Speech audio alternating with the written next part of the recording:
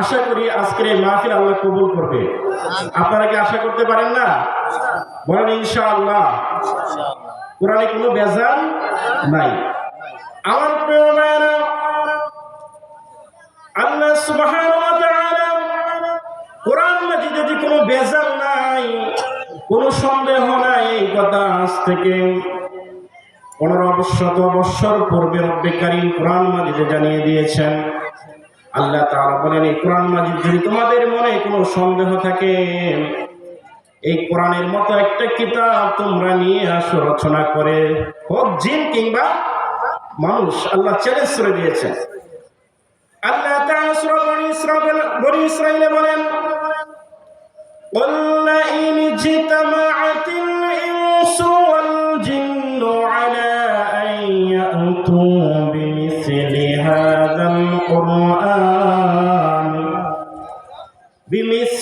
هَٰذَا الْقُرْآنِ لَا يَأْتُونَ بِمِثْلِهِ وَلَوْ كَانَ بَعْضُهُمْ لِبَعْضٍ ظَهِيرًا।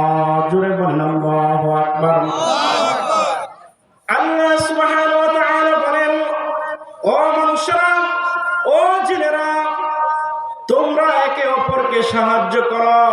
একে অপরকে সাহায্য করার মাধ্যমে তোমাদের মনে যদি কোনো সন্দেহ থাকে, তাহলে আমি এই যে আল্লাহর পক্ষ থেকে এই কিতাবটা নাজিল করেছি, এই কিতাবের মতো অন্য একটি কিতাব তোমরা লিখে নিয়ে আসো। কে চ্যালেঞ্জ দিয়েছেন? আল্লাহ। কিন্তু তারা পেরেছেন কি? আল্লাহ তাআলা বলেন, আল্লাহর কসম করে বলছেন, লা ইয়াতুনা বিমিসলিহি ওয়ালাউ কানা বা'দুহুম লিবা'দিন যাহিরা। কোশ্চিন কালেও তারা পারবে না। জোরে বলেন আল্লাহু আকবার। তাহলে তারা একটা কিতাব রচনা করতে পারবে না। আল্লাহ বলেন, ঠিক আছে, তাহলে আরেকটু ছোট করে দেই। কোরআন মাজিদে 114টি সূরা আছে। এই 114টি সূরার মতন 114টি সূরা লাগবে না। তোমরা যদি পারো তাহলে একটি সূরা রচনা করে নিয়ে আসো। বলেন আল্লাহু আকবার। চ্যালেঞ্জটা দিলেন কে? আমার কথা কি আপনারা বুঝতেছেন? চ্যালেঞ্জটা দিয়েছে আল্লাহ। দেখেন তারা কি বলে। আল্লাহ সুবহানাহু ওয়া তাআলা কোরআন মাজিদে বলেন, ওয়া ইন কুনতুম ফি রাইবিন মিম্মা নাযালনা আলা আবদিনা ফা'তু বিসূরাতিন মিন মিসলিহি وادعوا شهداءكم من دون الله إن كنتم صادقين। জোরে সরে বলেন আল্লাহু আকবার। তোমাদের মনে যদি এতই সন্দেহ থাকে, তাহলে এই যে কোরআনে 114টি সূরা নাজিল করেছি, 114টি সূরা লাগবে না। 114টি সূরার মতন যে কোনো একটি ছোট্ট সূরা তোমরা রচনা করে নিয়ে আসো। ফাতু বিসূরাতিন মিন মিসলিহি ওয়াদউ শুহাদাকুম মিন দুনিল্লাহ। তোমরা একে অপরকে সাক্ষী থাকবে, আমি আল্লাহ সাক্ষী রয়েছি, যদি তোমরা সত্যবাদী হয়ে থাকো। ইন কুনতুম সাদিকিন। আমার প্রিয় ভাই, আপনারা সকলে বলেন তো তারা কি পেরেছে? আল্লাহ একটু ছোট করে দিলেন। আল্লাহ সুবহানাহু ওয়া তাআলা আরেকটা চ্যালেঞ্জ ছুড়ে দিলেন, ঠিক আছে, একটা কিতাব রচনা করতে পারলা না, একটা সূরা রচনা করতে পারলা না, আমি আল্লাহ তাআলা কোরআন মাজিদের সবচেয়ে ছোট্ট একটি সূরা দিয়েছি। সূরার নাম হচ্ছে সূরাতুল কাউসার। আপনাদের সকলের জানা আছে না নাই? ছোট্ট সূরা না, পকেটের সূরা নাকি? সকলেরই মুখস্থ আছে এটা।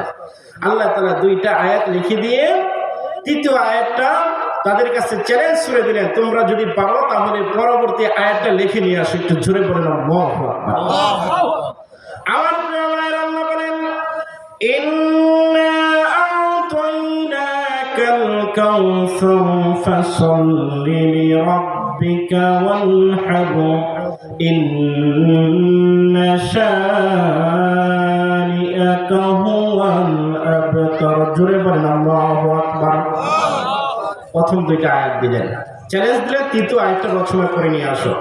আপনারা জানেন তৎকালীন যুগে যখন কোরআনটা নাজিল হয়েছে, ভাষা সাহিত্যের দিক থেকে কবি সাহিত্যিকগণ খুবই উচ্চ মানের ছিল। তারা অনেক কাব্য রচনা করত, সাহিত্য রচনা করত। তাদেরকে চ্যালেঞ্জ করে দিয়েছেন। তখনকার যুগে শ্রেষ্ঠ সাহিত্যিকের মধ্যে একজন ছিলেন ইমরুল কায়েস। আজ পর্যন্ত ওই সাহিত্যগুলো উচ্চ ক্লাসে, আলিম ক্লাসে পর্যন্ত পড়ানো হয়। তাহলে তাদের চাইতে কি এখন শ্রেষ্ঠ কবি এখন জন্ম নিয়েছে কি? নেই নাই। তখন তারা এই চ্যালেঞ্জটা গ্রহণ করতে পারলো না, তারা তো পারে না। তাহলে কি করতে হবে? সবাই বলে লজ্জাই তো আমাদের মাথা চলে যাবে। তাহলে একটা কথা রচনা করে যাই, একটা কথা লিখে দেয়, একটা আয়াত কাবা শরীফের দেওয়ালে ঝুলিয়ে দেয়। সেইটা কি? লাইসা হাযা মিন কালামিল বাশার। একটু জোরে বলেন আমার প্রিয় ভাই, আল্লাহু আকবার। এটা কোনো মানব রচিত গ্রন্থ নয়। যেহেতু এটা কোনো মানব রচিত গ্রন্থ নয়, গ্রন্থটা কার পক্ষ থেকে এসেছে?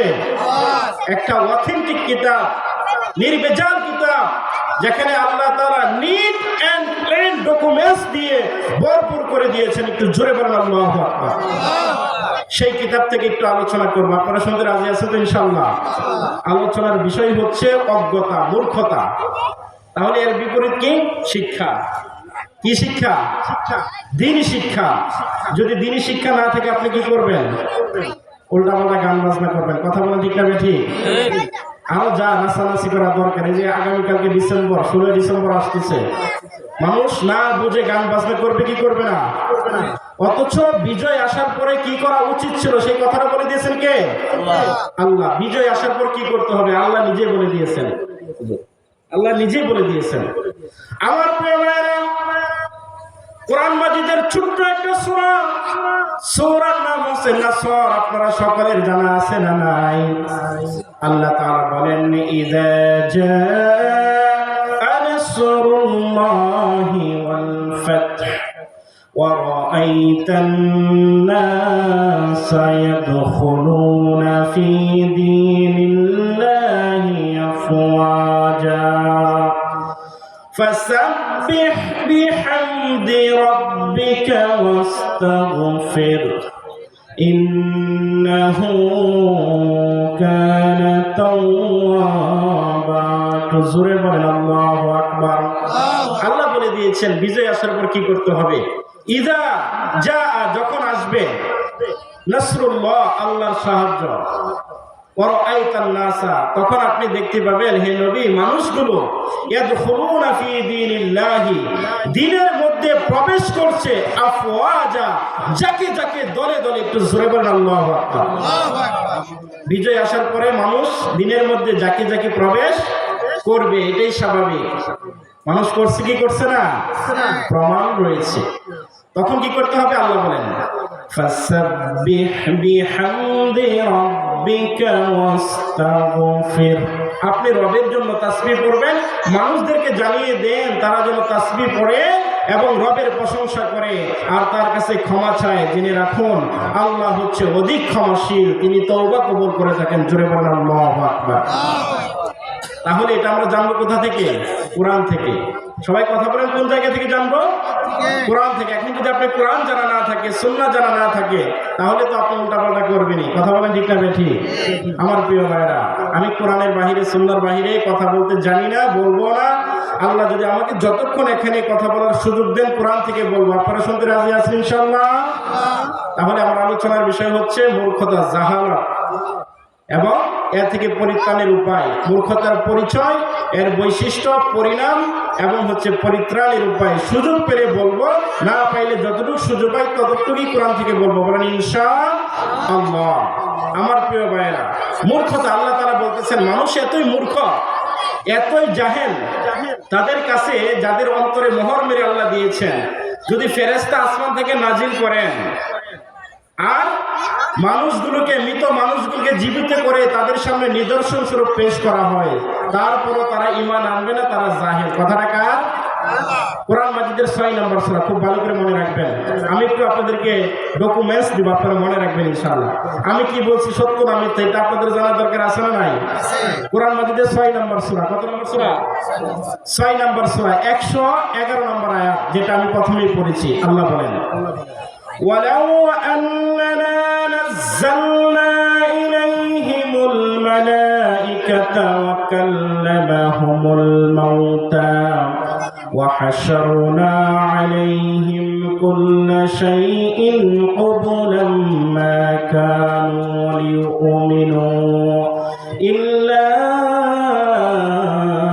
أن يشاء الله ولكن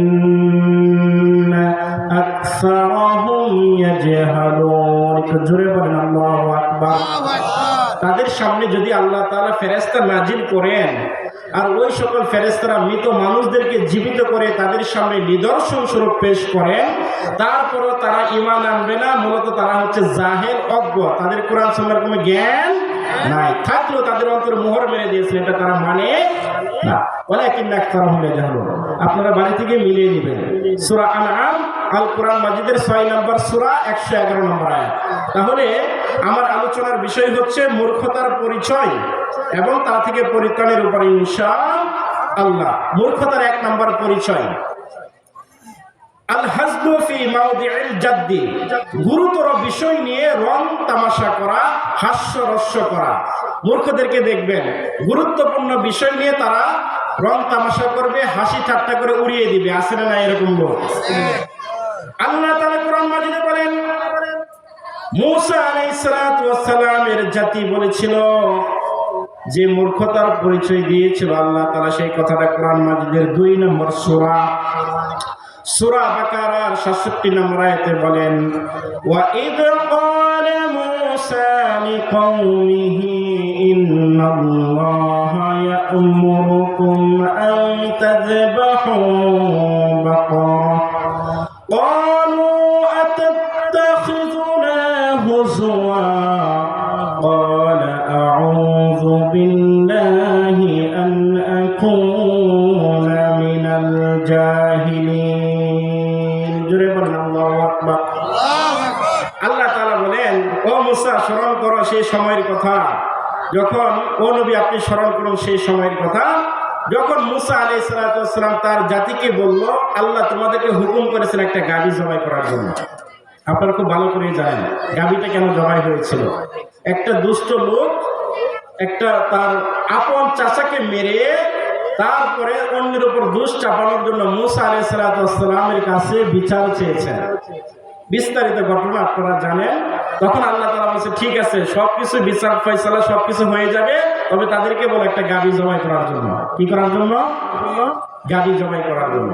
কিন্তু আমার প্রিয় ভাইয়েরা, একটা গাভী জবাই করলেই হইতো, আল্লাহর পেছাইতেন না, তাদেরকে কঠিন শাস্তি দিতেন না। তখন তারা প্রশ্ন করা শুরু করে দিল, মূসা আমাদের সাথে হাসি তামাশা করো, একটা মানুষ মারা গেছে, এটা গাভীর সাথে কি সম্পর্ক? নাউজুবিল্লাহ বলেন। আল্লাহর কথা নিয়ে তারা ঠাট্টা বিদ্রুপ করতেছে, আল্লাহর কথা নিয়ে তারা তামাশা করতেছে। আমার প্রিয় ভাইরা, আমি দেখতে পেলাম ইতিমধ্যে উপস্থিত হয়েছেন আমার অত্যন্ত শ্রদ্ধাভাজন উস্তাদ মুফতি মোশাররফ হোসেন। দোয়া চাই উপস্থিত রয়েছেন মঞ্চের মধ্যে, আল্লাহ যেন তাকে কবুল করেন। আজকের এই অনুষ্ঠানে উপস্থিত হয়েছেন, আমাদেরকে ধন্য করেছেন, আলহামদুলিল্লাহ বলেন। আমার প্রিয় ভাই, তাহলে একটা গাভী জবাই করলেই হইতো, কিন্তু তারা কি করেছেন? তারা বলেছেন যে বলো যে গাভীটার রং কি হবে মূসা, গাভীটার বৈশিষ্ট্য আল্লাহকে বলো বলে দেওয়ার জন্য। মূসা আলাইহিস সালাতু ওয়াস সালাম বলেন, আল্লাহ বলেছেন গাভী জবাই করার জন্য, তোমরা এটা নিয়ে হাসি তামাশা করতেছো, বিদ্রুপ করতেছো, তোমরা জাহিল ছাড়া আর কিছুই না। সূরা বাকারা 67 নম্বর আয়াত। মূসা আলাইহিস সালাতু ওয়াস সালাম বলতেছেন, ক্বালা আউযু বিল্লাহি আন আকুনা মিনাল জাহিলিন। জোরে বলেন আল্লাহু আকবার। তোমরা তো জাহেল, এই জাহেলদের থেকে আমি আল্লাহর কাছে আশ্রয় চাই, মূসা আলাইহিস সালাতু ওয়াস সালাম বলতেছেন। তাহলে আমার প্রিয় ভাইয়েরা, আমরা জানতে পারলাম যারা মূর্খ, যারা অজ্ঞ, জ্ঞান নাই, কোরআন সুন্নাহর জ্ঞান নাই, তারা গুরুত্বপূর্ণ বিষয় নিয়ে হাসি বিদ্রুপ করবে, ঠাট্টা তামাশা করবে, অথচ তো সেটা হওয়ার কথা ছিল না। আল্লাহর বিধান নাজিল করেছেন, আল্লাহ বলে দিয়েছেন একটা গাভী জবাই করার জন্য, গাভীটা জবাই করলেই হয়ে যেত। কথা বলেন ঠিক না ঠিক? কিন্তু তারা পাল্টা প্রশ্ন করে বসলো, এটা কি, এটা কি বিধান? একটা মানুষের সাথে গাভীর কি সম্পর্ক? তাহলে আল্লাহর বিধানটাকে তারা অগ্রাহ্য করলো, ঠাট্টা বিদ্রোহ করলো। ওরা হচ্ছে জাহেল, যারা আল্লাহর বিধান নিয়ে ঠাট্টা বিদ্রোহ করবে, হাসি তামাশা করবে। 2 নম্বর মূর্খদের পরিচয় তাকলিবুল আতিফা আদাল আকল, অর্থাৎ আকলকে তুচ্ছ করে আবেগকে প্রাধান্য দেওয়া। অনেক মানুষ আছে দেখবেন আকলকে তুচ্ছ করে আবেগকে প্রাধান্য দেয়, এরকম আছে না নাই? আমার প্রিয় ভাইয়েরা, আমার কথাটা বুঝতে হলে একটু মনোযোগ সহকারে শুনতে হবে। কোরআন থেকে আলোচনা করতেছি, যেহেতু তাফসিরুল কোরআন মাহফিল, ওয়াজ দোয়া মাহফিল, আমি তাফসিরই করতেছি ইনশাআল্লাহ আপনাদের বোঝার জন্য। কোরআন থেকে সুন্নাহ থেকে অথেন্টিক আলোচনা করব, যেখানে কোনো ভেজাল নাই, নির্ভেজাল আলোচনা, যেটা শুনলে আপনার আমার সকলেরই ফায়দা হবে ইনশাআল্লাহ। তাহলে মূর্খদের 2 নম্বর পরিচয় হচ্ছে আকালকে প্রাধান্য না দিয়ে আবেগকে প্রাধান্য দেওয়া। আপনারা নূহ আলাইহিস সালামের নাম শুনছেন কি শোনেন নাই? আমার প্রিয় ভাইরা, আল্লাহ তাআলা তাকে এই পৃথিবীতে নবী রাসূল করে পাঠিয়েছেন। 1 বছর 2 বছর নয়, তিনি 900 বছর তার উম্মতকে দাওয়াত দিয়েছেন। সবাইকে ঈমান আনছে? কয়জন আনছে বলেন তো? 40 জন পুরুষ, 40 জন নারী, তারা ঈমান এনেছেন, মোট 80 জন। তাহলে দেখেন 900 বছর তিনি দাওয়াত দিয়েছেন, লাইলাউ ওয়া নাহারা, দিনে এবং রাতে তিনি দাওয়াত দিয়েছেন। শুধু দিনের বেলা দেন নাই, রাতের বেলাও দিয়েছেন।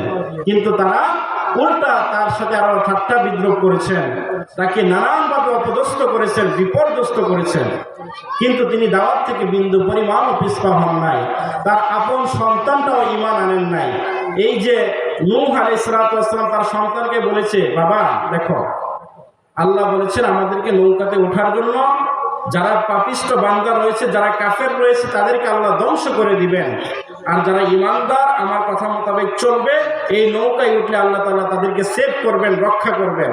সন্তান তখন হাসি তামাশা করলো, আকলকে প্রাধান্য না দিয়ে আবেগকে প্রাধান্য দিল। বলল, ওই যে পাহাড়টা দেখতেছো, উঁচু পাহাড়, আমি সেখানে গিয়ে উঠবো, আল্লাহর পানি সেখানে পৌঁছাতে পারবে না। নাউজুবিল্লাহ বলেন। আমার প্রিয় ভাইরা, কোরআন মাজিদের 11 নম্বর সূরা, সূরা হুদের 42 নম্বর আয়াত থেকে আল্লাহ তাআলা ধারাবাহিকভাবে বলেন, ওয়াহিয়া তাজরি বিহিম ফি মাউজিন কাল জিবাল ওয়া নাদা নূহুন ইবনাহু ওয়া কানা ফি মা'জিলিন ইয়া বুনাইয়া ইরকাম মা'ানা ওয়া লা তাকুন মা'আল কাফিরিন। জোরে বলুন আল্লাহু আকবার। নৌকা তাদেরকে নিয়ে পর্বত প্রমাণ ঢেউয়ের মধ্য দিয়ে ভেসে চলতে লাগলো। নূহের ছেলে ছিল তাদের সাথে, কাদের সাথে? কাফেরদের সাথে। ঈমান আনেন নাই, নৌকায় উঠেন নাই। নূহ চিৎকার করে বলতেছেন, দেখতে পাচ্ছেন নূহ আলাইহিস সালাম তার সন্তানটা পানির এক ধাক্কায় একদম নিচে চলে যাচ্ছেন, নিমজ্জিত হয়ে যাচ্ছেন। ইয়া বুনাইয়া ইরকাম মা'ানা ওয়া লা তাকুম মা'আল কাফিরিন। নূহ আলাইহিস সালাম ডাক দিলেন, ওয়া নাদা নূহুন ইবনাহু, হে আমার সন্তান, ওয়া কানা ফি মা'জিলিন ইয়া বুনাইয়া ইরকাম মা'ানা ওয়া লা তাকুম মা'আল কাফিরিন, আমাদের সাথে থেকে যাও, আমাদের সাথে থেকে যাও, আমাদের সাথে চলে আসো, তাদের সাথে মিশো না। কাফেরদের অন্তর্ভুক্ত হলে আল্লাহ তোমাকে পানির মধ্যে নিমজ্জিত করে দিবেন। আমার প্রিয় ভাইরা, পানি কার কথা শুনেন? পানি কার কথা শুনেন? আল্লাহর কথা শুনেন। আল্লাহ তাআলা প্রাণীকে এই পৃথিবীর মধ্যে রিজার্ভ করে রেখে দিয়েছেন। তারা হাসি তামাশা করলো, আকলকে প্রাধান্য না দিয়ে আবেগকে প্রাধান্য দিল। তারা ভাবতেছে পানি তো আমরা সাধারণ দেখি, বন্যা হলে একটু 2-1টা গ্রাম প্লাবিত হয়, একটা অঞ্চল প্লাবিত হয়, তার মানে কি গোটা পৃথিবীটাকে আল্লাহ প্লাবিত করে দিবে নাকি, আমাদেরকে ধ্বংস করে দিবে? এই সকল আবেগপূর্ণ লোকেরা এই ঠাট্টা বিদ্রুপ করা শুরু করে দিল। তার মধ্যে নূহ আলাইহিস সালামের সন্তান ছিল। তো যখন বলা হলো যে সন্তান চলে আসো, আমার নৌকায় চলে আসো, সন্তানটা কথা মানলো না। বলতেছে, ওই যে দেখতেছো মাউজুন কাল জিবাল, ওই যে পাহাড় দেখতে পেয়েছ, সেখানে গিয়ে উঠে পড়বো। আমার প্রিয় ভাইরা, পানি কার কথা শুনে? মাউজুন কাল জিবাল। এই পাহাড়গুলো, এক একটা পাহাড়ের পানিগুলো এক একটা পাহাড়ের উপরে উঠে চলে গেল। যত লোক ছিল কাফেরদের মধ্যে সবাইকে আল্লাহ তাআলা নিষ্পেষিত করে দিল, সবাই মারা গেল। তার মধ্যে তার সন্তানটাও আছে। আবেগকে প্রাধান্য দিয়েছে, আকলকে প্রাধান্য দেয় নাই। আমি যেটা বলতেছিলাম, পানিকে আল্লাহ তাআলা পৃথিবীতে রিজার্ভ করে রেখে দিয়েছেন। আল্লাহ বলেন, ওয়াফাজ্জারনাল আরদা উয়ুনান ফালতাকাল মাউ আলা আমরিন কদ কুদির। জোরে বলেন আল্লাহু আকবার। আল্লাহ বলেন, জমিনের ভিতরে যত পানি আছে, ওয়াফাজ্জারনাল আরদা উয়ুনান ফালতাকাল মা ওয়ালা আমরিন কাদ কুদির। পানিকে আল্লাহ তাআলা আদেশ করলেন, জমিনকে আদেশ করলেন বের হয়ে যাও, জমিন ফেটে যাও, পানি বের হয়ে আসো। আমার প্রিয় ভাইরা, এই পানিতে প্লাবিত হয়ে নূহ আলাইহিস সালাতু ওয়াস সালামের সন্তান সহ যত কাফের ছিল ওই 80 জন বাদ দিয়ে সবাই শেষ হলো। তারা যদি আকলকে প্রাধান্য দিত, আবেগকে প্রাধান্য না দিত, এই অবস্থাটা হতো। তারা মূর্খতার পরিচয় দিয়েছে, তারা হচ্ছে জাহেল। এই জন্য আমার প্রিয় ভাইয়েরা, জাহেলদেরকে আল্লাহ তাআলা শায়েস্তা করবেন যুগে যুগে। আমার প্রিয় ভাইয়েরা, নূহ আলাইহিস সালাতু ওয়াস সালামের সন্তান, সেও জাহেলদের অন্তর্ভুক্ত ছিল। সে যখন বলল ওয়ানাদা নূহু রাব্বাহু ফাকালা রাব্বি ইন্না বিনি মিন আহলি ওয়া ইন্না ওয়া'দাকাল হাক্ক ওয়া আনতা আহকামুল হাকিমিন। জোরে বলেন আল্লাহু আকবার। যখন দেখতেছে তার সন্তানটা পানির ভিতরে চলে যাচ্ছে, ডাক দিয়ে বললেন, আল্লাহ আমার সন্তান।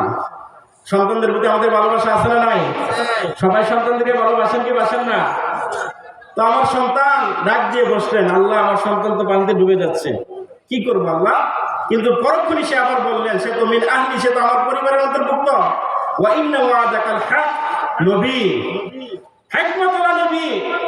সে সাথে সাথে বলে উঠলেন, আল্লাহ তোমার ওয়াদা অত সত্য, তুমি মুমিনদেরকে পার করবা, কাফেরদেরকে পার করবা না, তোমার ওয়াদা সত্য। ওয়া আনতা আহকামুল হাকিমিন, আমি মনে করি তুমি হচ্ছে সমস্ত বিচারকের বড় বিচারক, সবচেয়ে বড় উত্তম শাসক তুমি। জোরে বলেন আল্লাহু আকবার। যখন বলল আল্লাহ এটা আমার সন্তান, আল্লাহর উত্তর দেওয়ার দরকার আছে না নাই? আল্লাহর সাথে সাথে বলে উঠলেন 46 নম্বর আয়াত, হুদ, ক্বালা ইয়া নূহ ইন্নাহু লাইসা মিন আহলি ইন্নাহু আমালুন গায়রু সালিহ। নূহ, তুমি বলতেছো এটা তোমার সন্তান, কিন্তু আমি বলতেছি না, ইন্নাহু লাইসা মিন আহলি, সে তোমার পরিবারের অন্তর্ভুক্ত নয়। কারণটা কি? ইন্নাহু আমালুন গায়রু সালিহ, তার আমলটা গায়রে সালিহ হয়ে গেছে, আমলগুলো নষ্ট হয়ে গেছে, ঈমান আনে নাই। কাদের দলে ছিল? আবেগ নিয়ে। আমার প্রিয় ভাইরা, কি নিয়ে? মূর্খদের 2 নম্বর পরিচয়, আকলকে প্রাধান্য দিবে না, আবেগকে প্রাধান্য দিবে। মূর্খতার 3 নম্বর পরিচয়, তারাই মূর্খ যারা মানুষকে জ্ঞানের যোগ্যতা দিয়ে বিচার করে না, তাকওয়ার যোগ্যতা দিয়ে বিচার করে না, দেখে টাকা আছে কিনা, পয়সা আছে কিনা। এরকম লোক আছে না নাই সমাজে? কথা বলেন না কেন আপনারা, আছে না নাই? জ্ঞানের দিক থেকে বিচার করবে না, যোগ্যতার দিক থেকে বিচার করবে না, ইলমের দিক থেকে বিচার করবে না, দেখবে তার টাকা পয়সা আছে নাকি, কত ধান্দা করতে পারে। এরকম লোক আছে না নাই সমাজে? এরা জাহেল। এরা কি? জাহেল।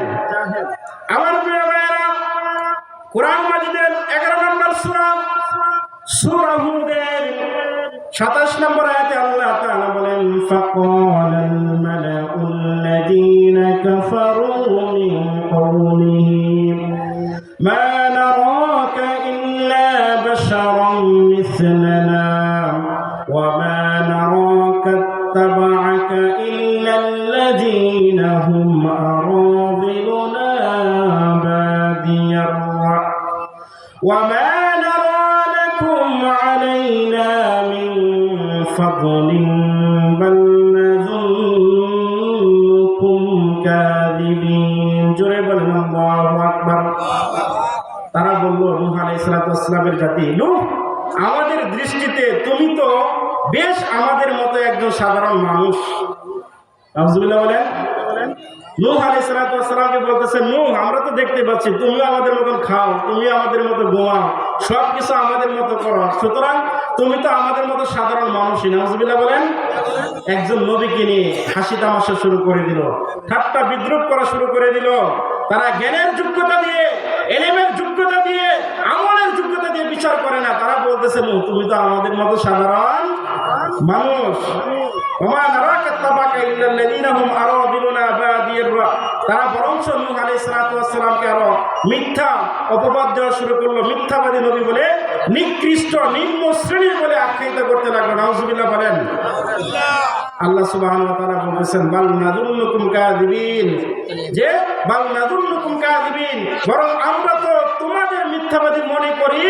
এই লোকগুলো বলা শুরু করে দিল, জোরে বলে নাউযুবিল্লাহ। নবীরা মিথ্যা না সত্য? নবীদের বাণী কি ছিল? সত্য বাণী না মিথ্যা বাণী?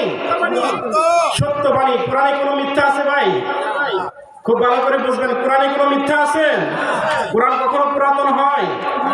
আমার প্রিয় ভাইয়েরা, আল্লাহ নবী বলেন লা তুহসা আজাইবুহু ওয়া লা তুবলা গরাইবুহু ফীহি মাসাবিহুল হুদা ওয়া মানারুল হিকমা। কোরআনের আশ্চর্যজনিতের কোনো শেষ নেই, বিশ্বের কোনো শেষ নেই। কোরআন কখনো পুরাতন হয় না। ওয়ালা তাবলা গরাইবুহু ফীহি মাসাবিহুল হুদা, কোরআনের মধ্যে রয়েছে হেদায়েতের আলো। জোরে বলেন সুবহানাল্লাহ। ওয়া মানারুল হিকমা, কোরআন হচ্ছে বিজ্ঞানের আধার, জ্ঞানের আধার। জোরে বলেন সুবহানাল্লাহ। তাহলে যাদের জ্ঞান নাই, যাদের আকল নাই, জ্ঞানীদেরকে, যোগ্য লোকদেরকে, আলেমদেরকে তারা মিথ্যা অপবাদ দিবে। আলেমদেরকে মিথ্যা অপবাদ দিয়ে মিথ্যা মামলায় জেলখানা পড়বে। এরকম হয়েছে কি হয় নাই? কথা বলেন না কেন? হয়েছে কি হয় নাই? আমার প্রিয় ভাইয়েরা, যোগ্য লোকদেরকে আমরা এদেশে সম্মান দেই না ইতিপূর্বে। আমার কথা কি মিথ্যা? যোগ্য লোকদেরকে আমরা এদেশে সম্মান দেই নাই। একটা কোরআনের পাখিকে মিথ্যা অপবাদ দিয়ে, দর্শনের মামলা দিয়ে রাজাকার বলে জেলখানায় 13 বছর রেখেছিল। কথা বলেন ঠিক না বেঠিক? আর একটু জোরে গান ঠিক না বেঠিক? তাহলে মূর্খদের এটাই পরিচয়, তারা যোগ্য লোকদেরকে, আলেমদেরকে, জ্ঞানীদেরকে তারা যোগ্যতার বিচারে, জ্ঞানের বিচারে মূল্যায়ন করবে না। তারা বলবে তোমরা তো আমাদের মতো সাধারণ মানুষ। আর মূল্যায়ন করবে তাদেরকে যাদের একটু টাকা পয়সা আছে, মাল আছে। কথা বলেন ঠিক না বেঠিক? আমি কোরআন থেকে কথা বলতেছি আমার প্রিয় ভাইয়েরা, এর বিপরীতে যাওয়ার কোনো সুযোগ নাই। কোরআন হচ্ছে বিজ্ঞানের আধার, মানারুল হিকমা। কোরআন হচ্ছে হেদায়েতের আলো। কোরআন ধরবেন, আল্লাহ তাআলা হেদায়েতের আলো দিয়ে জান্নাতে পৌঁছে দিবে। সুবহানাল্লাহ বলেন। আমি প্রায় বলি, আল্লাহ নবী বলেন মান জাআলাল কুরআনা আমামাহু কাদাহু ইলাল জান্নাহ ওয়া মান জাআলাল কুরআনা খালফাহু সাকাহু ইলান নার। যে ব্যক্তি কোরআনকে লালন করবে, কোরআনকে ধরবে, কোরআনকে পড়বে, বুঝবে, কোরআন অনুযায়ী নিজের জীবনটাকে পরিচালনা করবে, আল্লাহ রাসূল সাল্লাল্লাহু আলাইহি ওয়াসাল্লাম বলেন কাদাহু ইলাল জান্নাহ, কোরআন তাকে নিশ্চিতভাবে জান্নাতে পৌঁছে দিবে। জোরে বলেন সুবহানাল্লাহ। আর এটাকে যদি আপনি দূরে সরে ঠেলে দেন, এটাকে যদি আপনি মাহজুর করেন, এটা আপনাকে আরেক জায়গায় পৌঁছে দিবে। সেটার নাম কি? জাহান্নাম। সেটার নাম কি? আপনারা কি জাহান্নামে যেতে চান না জান্নাতে? আল্লাহ কবুল করে বলেন আমিন।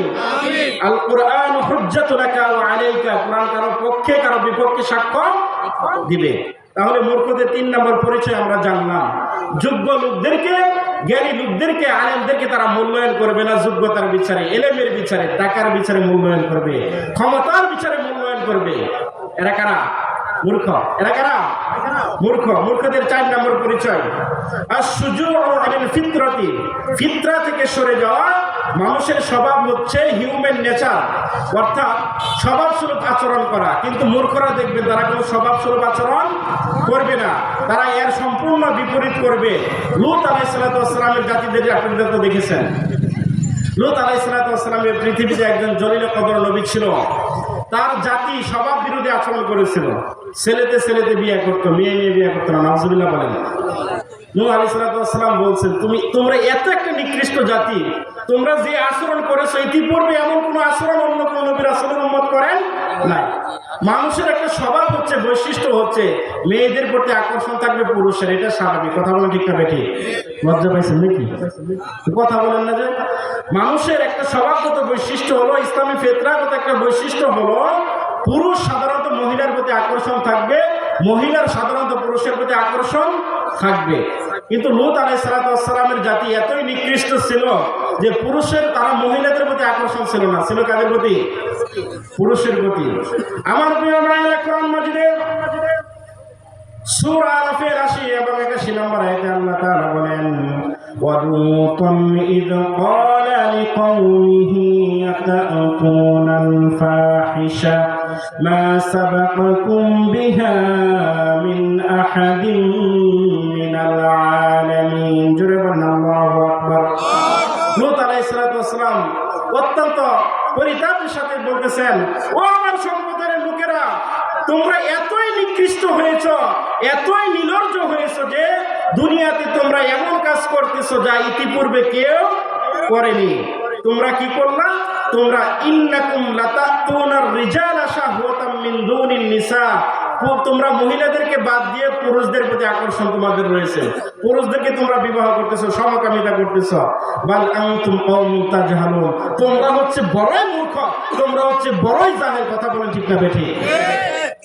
তাহলে স্বভাবগত একটা বৈশিষ্ট্য হচ্ছে মানুষের স্বভাব অনুযায়ী চলা, এর বিপরীত কাজ না করা। কিন্তু যারা মূর্খ হবে, যারা অজ্ঞ হবে, কোরআন সুন্নাহর জ্ঞান থাকবে না, তারা দেখবে শুধু স্বভাব বিরোধী কাজ করছে। করে কি করে না? যেটা আমাদের কল্পনাতেও আসে না। আমার প্রিয় ভাইয়েরা, মূর্খদের 5 নম্বর পরিচয় হচ্ছে মূর্খরা আল্লাহর আযাবকে তাড়াতাড়ি চাবে। আল্লাহর আযাবকে তাড়াতাড়ি চাবে। আল্লাহর আযাব যাতে ত্বরান্বিত হয় এরকম কাজকর্ম তারা করবে। আমার প্রিয় ভাইয়েরা, আল্লাহ তাআলা বলেন, ফাউতিনা বিমা তা'ইদুনা ইন কুনতা মিনাস সাদিকিন, যদি তুমি সত্যবাদী হও তাহলে তাড়াতাড়ি আযাব নিয়ে আসো। এরকম শুধু লূত আলাইহিস সালাম নয়, শুআয়ব আলাইহিস সালাম নয়, সালেহ আলাইহিস সালাম নয়, এরকম ভাবে অনেক নবী রাসূলকে তাদের উম্মতরা বলেছে, তোমার আল্লাহ যদি সত্য হয় আর তুমি যদি সত্য নবী হও তাহলে আল্লাহর আযাবকে তাড়াতাড়ি নিয়ে আসো। বলছে কি বলে নাই? আযাব আসছে কি আসে নাই? দুই একটা কথা বলি। হযরত হুদ আলাইহিস সালাম, হযরত হুদ আলাইহিস সালামের জাতিটা ছিল এই পৃথিবীর জমিনে সবচেয়ে শক্তিশালী ইরমা জাতি, ইরমা যাতিল ইমাদ আল্লাতী লাম ইখলাক মিসলুহা ফিল বিলাদ। তারা উঁচু উঁচু পাহাড়ের মধ্যে দালান কোঠা তৈরি করত, হাত দিয়ে কারুকার্য করে তারা নানান রঙের দালান প্রাসাদ করত। হুদ আলাইহিস সালাম বলতেছিল, ও আমার জাতিরা, এত উঁচু উঁচু দালান করে, এত উঁচু উঁচু বাড়ি করে তোমরা কি করবে? তোমরা তো দুনিয়ামুখী হয়ে গিয়েছো, আখিরাতমুখী হয় না। এই থেকে ফিরে আসো, না হলে আল্লাহর আযাব আসবে তাড়াতাড়ি। আল্লাহর আযাব আসবে। তারা ঠাট্টা বিদ্রুপ শুরু করে দিল এবং হুদ আলাইহিস সালামকে বলতেছে, আল্লাহর আযাব নিয়ে আসো, আল্লাহর আযাব নিয়ে আসো। আমার প্রিয় ভাইয়েরা, আল্লাহ সুবহানাহু ওয়া তাআলা বলছেন, ঠিক আছে, তোমাদের যদি এত ইচ্ছা আমার আযাব ভোগ করার জন্য, তখন আল্লাহ সুবহানাহু ওয়া তাআলা বলছেন তাদের উপরে আযাব আসবে মেঘ দিয়ে, বৃষ্টি দিয়ে, অর্থাৎ পানি দিয়ে আসবে। তো হুদ আলাইহিস সালামকে আল্লাহ সুবহানাহু ওয়া তাআলা বললেন, তাদেরকে বলো তারা কোন ধরনের মেঘ চাই? কালো, সাদা, সাধারণত আমরা দেখে থাকি কালো সাদা, আরেকটা হচ্ছে লাল। কোন ধরনের চাই? যেটা চাই সেটা দিয়ে দিব।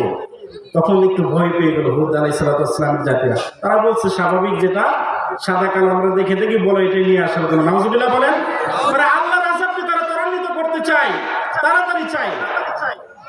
আমার প্রিয় ভাইয়েরা, আল্লাহ সুবহানাহু ওয়া তাআলা হুদ আলাইহিস সালামের জাতিকে বললেন, ও হুদ, তোমার প্রতি যারা ঈমান এনেছে তাদেরকে নিয়ে এই জায়গা থেকে সরে যাও, আমি তাদেরকে আযাব দিয়ে একদম গ্রেফতার করব। আকাশ কালো হয়ে বিশাল গর্জন শুরু হয়ে গেল।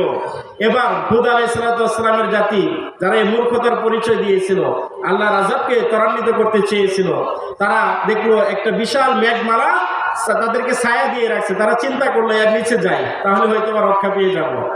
এর নিচে গেল, আল্লাহ তাআলা অনর্গল দিনের পর দিন ওই বৃষ্টি দিয়ে, ওই মেঘমালা দিয়ে তাদের জাতিকে একদম ধ্বংস করে দিল। নাউজুবিল্লাহ বলেন। তাহলে আমার প্রিয় ভাইরা, মূর্খদের কাজ কি? আল্লাহর আযাবকে তাড়াতাড়ি চাই, ত্বরান্বিত করতে চাই। এটা করা যাবে না। মূর্খতার মধ্যে আমাদের নিমজ্জিত থাকা যাবে না। আমরা কোরআনের আলো দিয়ে আলোকিত হতে চাই। রাজি আছেন তো ইনশাআল্লাহ? মূর্খদের 6 নম্বর পরিচয় হচ্ছে সত্য প্রমাণিত প্রকাশিত হওয়ার পরেও যারা গুমরাহ থেকে যায়, গুমরাহ থেকে ফিরে আসে না। দেখছে এটা সত্য কথা, এটা সত্য বাণী, তারা সব কিছু জানে যে সত্য বাণী আল্লাহ তাআলা যা নাজিল করেছেন সব সত্য, তারা জানে, কিন্তু তারা কি করে না? মানে না। তারা কি করে না? মানে না। আল্লাহ বলতেছে তারা মূর্খ।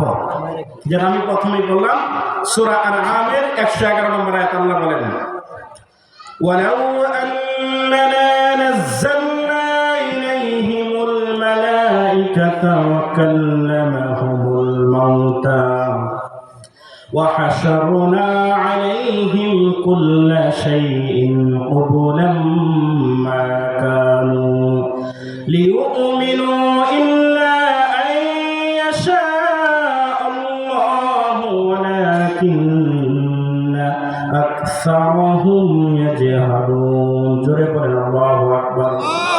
ও নবী, আপনি দেখতে পাবেন তাদের জন্য আসমান থেকে যদি আমি ফেরেশতা নাজিল করি, আর এই ফেরেশতারা তাদের সামনে কবর থেকে মৃত ব্যক্তিদেরকে উঠিয়ে জীবিত করে, আলাইহিমুল মালাইকাতা ওয়া কাল্লামাহুমুল মাউতা, মৃত ব্যক্তিদেরকে ফেরেশতারা উঠিয়ে নিয়ে আসেন। ওয়া হাশারনা আলাইহিম, ওই সকল লোকদের সামনে জড়ো করে এবং কথা বলার ব্যবস্থা করে দেন।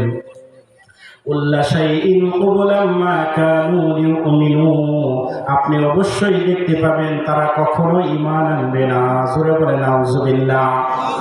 দেখতেছে আসমান থেকে আল্লাহ ফেরেশতা নাজিল করেছেন, মৃত ব্যক্তিদেরকে জীবিত করে আল্লাহ তাআলা তাদের সামনে কথা বলার ব্যবস্থা করে দিয়েছেন। কত বড় মূর্খ, কত বড় জাহিল, তারপরে সত্যটাকে তারা মেনে নেয়। এরকম আছে না নাই? আল্লাহ তাআলা বলেন ওয়ালাকিন্না আকসারহুম ইয়াজহালুন, আপনি দেখতে পাবেন তাদের মধ্যে থেকে অধিকাংশ মানুষই হচ্ছে মূর্খ, জাহেল, যারা সত্যটা প্রমাণিত হওয়ার পরেও সত্যটাকে গ্রহণ করে না। এরা কি? এরা জাহেল। আমার প্রিয় ভাইয়েরা, মূর্খতার 8 নম্বর পরিচয় হাজরুল কোরআন ওয়াস সুন্নাহ, কোরআন এবং সুন্নাহকে প্রত্যাখ্যান করা। কোরআন এবং সুন্নাহকে প্রত্যাখ্যান করা। আপনার সামনে কোরআন দিয়ে আলোচনা করতেছি, সুন্নাহ দিয়ে আলোচনা করতেছি, সব বুঝতেছেন কিন্তু কি করতেছেন না? মানতেছেন না, এটাকে প্রত্যাখ্যান করে দিচ্ছেন, এটাকে দূরে ফেলে দিচ্ছেন। এরা হচ্ছে মূর্খ। এরা কি? আল্লাহ নবী সাল্লাল্লাহু আলাইহি ওয়াসাল্লাম বলেছেন, তারাক্তু ফীকুম আমরাইন লান তাদিল্লু মা তামাসসাকতুম বিহি